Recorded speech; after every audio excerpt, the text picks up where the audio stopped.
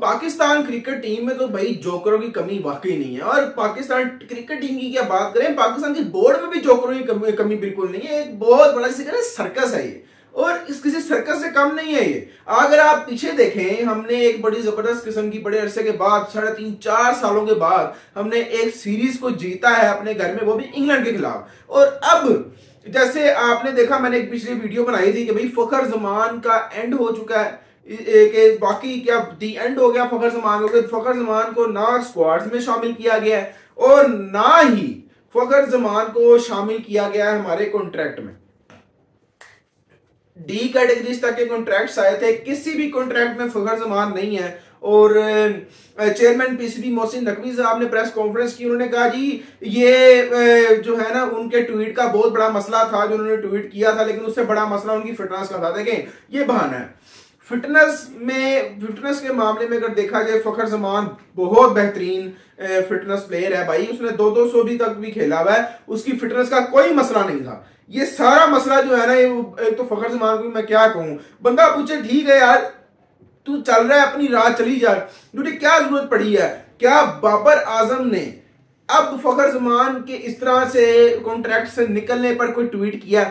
नहीं किया भाई। बाबर ने कोई बात नहीं की, बाबर ने कुछ नहीं किया। तो भाई फखर जमान, तुम्हें क्या जरूरत थी भाई ट्वीट करने की? एक ले दे के एक फखर जमान ही हमारे पास था, एक अच्छा प्लेयर, एक अच्छा पावर हिटर, एक अच्छा मैच विनर और एक अच्छा हमारे पास जिसे कहते हैं ना ट्रम्प कार्ड एक तरह से कह लेंगे साबित हो सकता था, वो प्लेयर हमारे पास था। और उसके अलावा अगर देखा जाए, हमारे पास कोई भी इतना जिस पावर हिटर नहीं है, ना ही अच्छा फिनिशर है कि हम कहें कि भाई, ना ही कोई अच्छा इस तरीके का इंपैक्ट प्लेयर है कि हम उसको कहें कि यार ये अगर एंड तक खड़ा रहेगा मैं मैच जितवा देगा।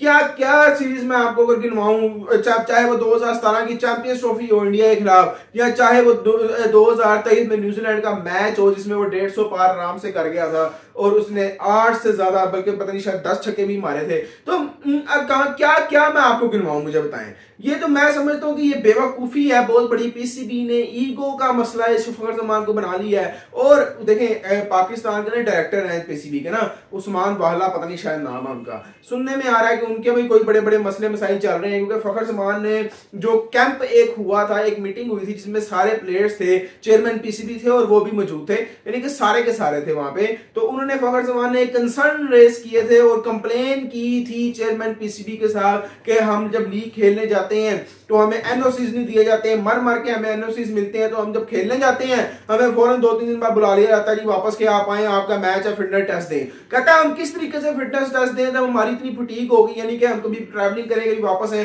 आना जाना इस तरह करें, तो फिर किस तरीके से हम लोग क्लियर कर पाएंगे अपने आप को। और देखिए, फखर जमान को तो बाहर निकाल दिया। अब जो एक बड़ा इशू है वो है गैरी क्रिस्टन का। देखें, गैरी क्रिस्टन ने भी आज अपना रेजिग्नेशन दे दिया है। वो, हाँ, ऑफिशियली स्टेटमेंट उनकी आएगी, पता लग जाएगा कि क्या वजह है, लेकिन मैं आपको वजह बता देता हूं। मैंने आपको पिछली वीडियो में भी, जो फखर जमान वाली वीडियो थी, उसमें भी एक छोटी सी एक बात मैंने की थी। उसमें कहा था कि जी पीसीबी जो है वो चाहता है कि पीसीबी बोर्ड, यानी कि चेयरमैन वगैरह, ये सारे डायरेक्टर्स हो गए और जो सिलेक्टर्स हैं वो मिलकर टीम बनाएंगे और प्लेइंग 11 बस दे देंगे, जी ये आपने खिलानी है। तो गैरी क्रिस्टन को इस मामले में बिल्कुल भी इंटरेस्ट नहीं था और उन्होंने बिल्कुल 100% उन्होंने डिसएग्री किया था कि ऐसा नहीं हो सकता, मैं ऐसा नहीं कर सकता। उन्होंने कहा था जी कोच, हेड कोच और जो कैप्टन है उनके बगैर आप किस तरीके से बना सकते हैं टीम। और बाकी बात ठीक है यार। देखें, जब रमीज राणा चेयरमैन थे तो बाबर को फ्री हैंड दे दिया था उन्होंने। बाबर ने खुद टीम सेलेक्ट की, खुद बनाई और रिजल्ट का भी जिम्मेदारी खुद उन्होंने ली थी। तो हमने इंडिया को भी हराया था। बात यह है कि अब ऐसा कर दिया गया कि ना कैप्टन के पास कोई अथॉरिटी होगी, ना ही हेड कोच के पास अथॉरिटी होगी। और आपको याद होगा, बड़ी एक वीडियोस भी आ रही थी कि शान मसूद जो है वो बड़े हक में थे कि भाई बाबर को नहीं निकालना। और एडम जो थे हमारे टेस्ट के कोच, उन्होंने भी बात की थी। वो कहते हैं कि वो एंड तक खड़ा रहा बंदा कि भाई बाबर को नहीं निकालना, बाबर मेन प्लेयर है, बाबर को चांस दें। लेकिन फिर भी बोर्ड ने नहीं मानी, बोर्ड ने अपनी मनमानी की और निकाल दिया। अब ये वही सीन हो रहा है कि जी चीफ सिलेक्टर जो है वो कहते हैं कि जी मेरी चलेगी, और बोर्ड चेयरमैन बोर्ड भी कहते हैं मेरी चलेगी। तो कैप्टन और कोच का यहाँ पर बिल्कुल लेना देना ही खत्म हो गया, उनकी रजामंदी के बगैर टीम्स बनाई जा रही हैं। इवन कि ये जो स्क्वाड है, ये मैं आपको बता देता हूँ कि जो गैरी क्रिस्टन ने जो कहा था कि जी ये स्क्वाड हमने ऑस्ट्रेलिया में लेकर खिलाना है, लेकर जाना और वहां खिलाना है, तो उसमें भी चेंजेस की गई, यानी कि गैरी क्रिस्टन की बिल्कुल नहीं चली। और इसीलिए उनका एक जो मेन इख्तलाफ था बोर्ड के साथ कि जी आप कप्तान से और हेड कोच से ये राइट कैसे छीन सकते हैं कि वो टीम ना बनाए। तो इसलिए उन्होंने रिजाइन किया है। उन्होंने कहा जी जब आप मेरे कहने पे आप चलेंगे नहीं, मेरे कहने पे टीम्स नहीं बनाएंगे, मेरे कहने पे जब आपने कुछ करना ही नहीं है, तो फिर मैं क्यों बेवकूफ, मैं क्या बेवकूफ हूं बहुत बड़ा कि मैं जो हूं वो फजूल में ही आपके साथ रहूं, और अगर जब आप हारे तो कीचड़ भी मैं अपने मुंह पे काला भी मैं अपने मुंह पे मान लूं। तो ये भी एक उन्होंने बाकी बात ठीक की है, जब आपने एक कुछ अगले बंदे को पॉइंट किया है, आप अगले बंदे को 30-30 लाख रुपया पाकिस्तानी दे रहे हो, तो भाई उनको फिर अथॉरिटी दो, उनको अथॉरिटी भी दो ना। अब 7 महीने तक जो है, 6 से 7 महीने तक उन्होंने पाकिस्तान की हेड कोच वो रहे हैं, और पहले भी ये मसले आ रहे थे। वो पहले भी उन्होंने जो है ना पाकिस्तान टीम में जो जो इश्यूज थे वो भी बताया था कि भाई ये इश्यूज चल रहे हैं। और अब फिर वही, अब व्हाइट बॉल का जो हेड कोच है ऑस्ट्रेलिया टूर के लिए, वो भी एडम को बना दिया गया।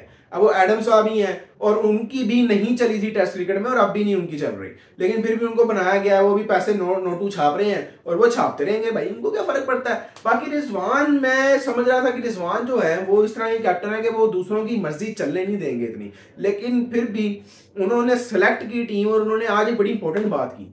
उन्होंने कहा कि मैं ऐसा प्लेयर कैप्टन बनूंगा, मैं लीडर की तरह चलूंगा, यानी कि मेरी टीम में 15 के 15 खिलाड़ी जो है वो कैप्टन होंगे, यानी कि जो भी कोई अपनी एडवाइस देना चाहता है वो दे, जो भी अगर टीम की बेटरमेंट के लिए या फिर जीत के लिए जाने के लिए कोई अपनी एडवाइस देगा, मैं उसको जरूर उस पर गौर करूंगा, और मैं उसको अप्लाई भी करूंगा अगर मुझे वो ठीक लगती है।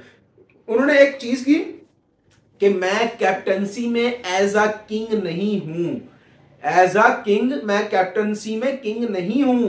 यानी उन्होंने टोंट मारा है किसको, बाबर आजम को, क्योंकि बाबर आजम किसी की नहीं सुनता था, वो अपनी चलाता था। Babar Azam was a dictator, वो कोई लीडर नहीं था। लीडरशिप में ये चीजें नहीं होती, तो ये भी बड़ी चीजें देखनी पड़ेगी। बाकी 1 minute down, next minute up, and next minute up तो नेक्स्ट 1 मिनट डाउन। यानी कि कहने का मकसद ये है कि कभी पाकिस्तान टीम में कुछ हो रहा होता है, कभी कुछ, तो यानी कि आप कह लें कि ये पूरा एक सर्कस है, आप भी इंजॉय करें, हम भी इंजॉय कर रहे हैं। नेक्स्ट ही देखते हैं कि ऑस्ट्रेलिया वाली सीरीज में हमारा क्या हशर होता है। मिलते हैं आपसे नेक्स्ट वीडियो, अपना ख्याल रखिएगा, तब तक अल्लाह।